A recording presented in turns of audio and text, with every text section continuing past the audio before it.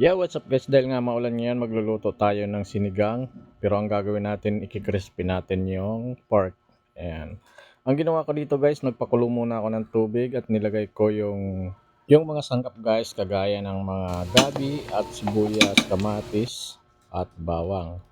Ayan guys, nilagay ko na rin dito guys yung pork ribs na una nating pinakulo at lumambot nito. At saka natin to tinakpan na nga uli at para maluto yung gabi.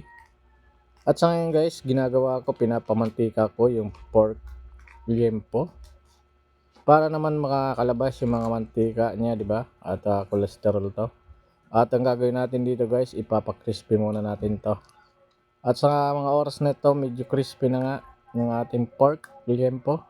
Ayan guys, kakaiba itong gagawin natin.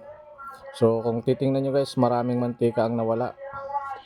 Pagkatapos na natin rin yung crispy liempo guys, ito makikita nyo, ang dami talagang mantika yung nakuha natin. At isisit aside muna natin to guys. At sa ngayon, babalikan natin yung ating pinapakuluan. At ilalagay na natin yung mga gulay guys.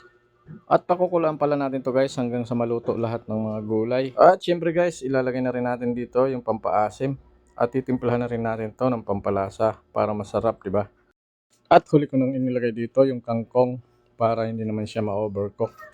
And after that, pagkatapos ng ilang minuto, ito na, tatakpan na muna naman ulit natin para talagang sure na maluluto. At ito na ang pinakahihintay natin, tikiman time. At ipi-platings na natin ang ating nilutong crispy sinigang na liempo. Ayan.